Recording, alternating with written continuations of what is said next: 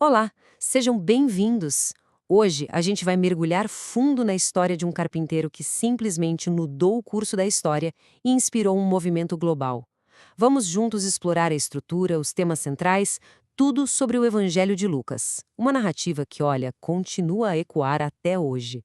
E olha que interessante, a história já começa com uma declaração de intenções. O autor, que a tradição aponta como Lucas, um médico e historiador bem meticuloso, ele não está aqui para contar uma lenda. Ele deixa claro que o trabalho dele foi de investigação, de compilar relatos de testemunhas oculares para garantir a confiabilidade de tudo. É quase como um prefácio de um historiador, sabe? Bom, e a história não começa exatamente com um herói, mas com quem veio antes dele. São dois anúncios milagrosos, um para um sacerdote já idoso e outro para uma jovem camponesa. Esses dois momentos preparam todo o cenário para uma narrativa que vai falar muito sobre fé, sobre dúvida e, claro, sobre como o impossível pode acontecer. E aqui a gente vê um contraste, nossa, poderosíssimo. De um lado, Zacarias, um homem de fé, um sacerdote, que reage com ceticismo e, por causa da sua incredulidade, é silenciado. Do outro lado, uma jovem humilde, Maria, que responde com uma entrega e uma confiança totais. Essa comparação já estabelece um tema central aqui. A fé mais radical, muitas vezes, é encontrada nos lugares mais inesperados. E o nascimento do reino acontece num palácio, mas no estábulo. E o anúncio da chegada dele, um evento de significado cósmico, não é feito aos poderosos, mas a pastores, que eram vistos como gente à margem da sociedade. Desde o comecinho, essa história já vai virando de cabeça para baixo as nossas expectativas sobre onde encontrar o que é divino. Depois de uma juventude mais quieta, sem muitos registros, o protagonista entra em cena. São 3 eventos bem decisivos que dão o pontapé inicial na sua missão e que revelam para o mundo a sua identidade e o seu propósito, que era, bem, revolucionário. A jornada pública de Jesus se desenrola em 3 atos, basicamente. Primeiro, a confirmação divina no batismo. Logo depois, ele enfrenta e supera uma provação espiritual gigantesca no deserto.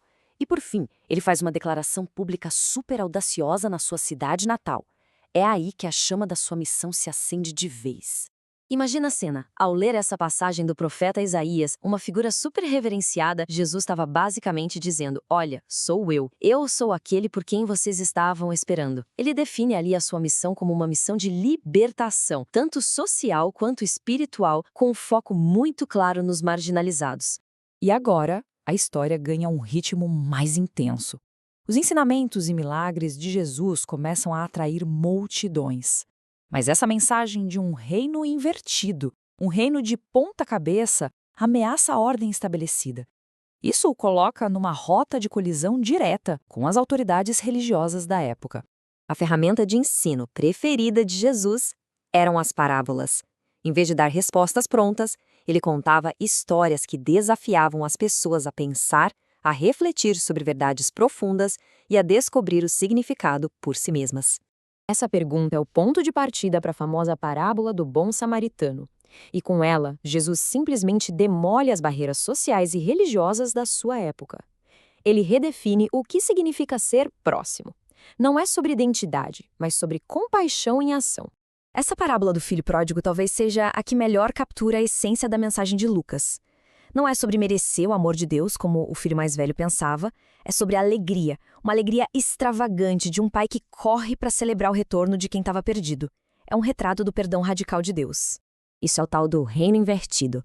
Os valores do mundo, poder, riqueza, status, são completamente virados de cabeça para baixo. No reino de Jesus, os últimos se tornam os primeiros, e a verdadeira grandeza está em servir aos outros com humildade. Agora, a jornada segue para o coração do poder religioso e político, Jerusalém. A tensão é quase palpável. Isso não é uma peregrinação tranquila de jeito nenhum. É uma marcha em direção a um confronto que parece inevitável. Os eventos finais acontecem numa velocidade impressionante.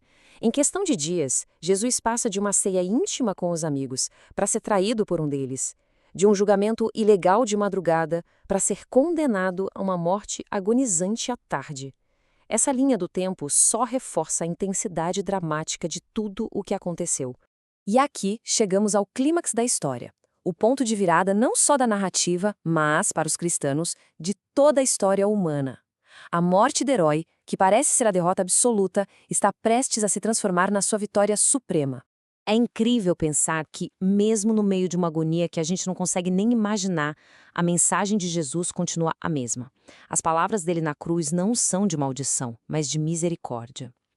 Isso resume perfeitamente o tema do perdão que a gente vê em todo o Evangelho de Lucas.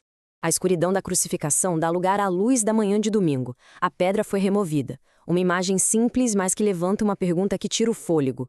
O que será que as mulheres vão encontrar lá dentro? Essa pergunta celestial vira o mundo de cabeça para baixo de novo. Ela mostra que as mulheres estavam procurando no lugar errado, presas na lógica da morte. Elas não estavam num túmulo qualquer, mas no epicentro de um milagre.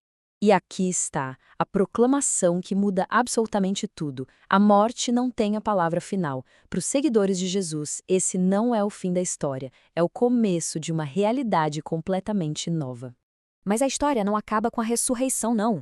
A fase final é sobre dar uma missão aos seguidores. Levar a mensagem do reino invertido e do perdão radical para o mundo inteiro. A missão de Jesus agora se torna a missão deles. Jesus transforma o desespero dos seus seguidores em entendimento. Ele os encontra no meio da dor e os guia pelas escrituras hebraicas, mostrando como os profetas antigos já tinham previsto que o Messias precisaria sofrer antes de entrar na sua glória. Antes da sua partida final, Jesus lhes dá uma missão global. Eles serão suas testemunhas, proclamando uma mensagem de arrependimento e perdão a todas as nações, e serão capacitados pelo poder do Espírito de Deus. A história deles se torna, então, a missão deles. E tudo isso nos leva à pergunta final, não é? A narrativa de Lucas não termina em suas páginas. A ideia é que ela continue através da vida de seus seguidores. Então, como é que essa história de 2000 anos sobre um reino invertido e um amor radical ainda ecoa no nosso mundo? A resposta talvez não esteja apenas num texto antigo, mas na forma como as pessoas decidem viver.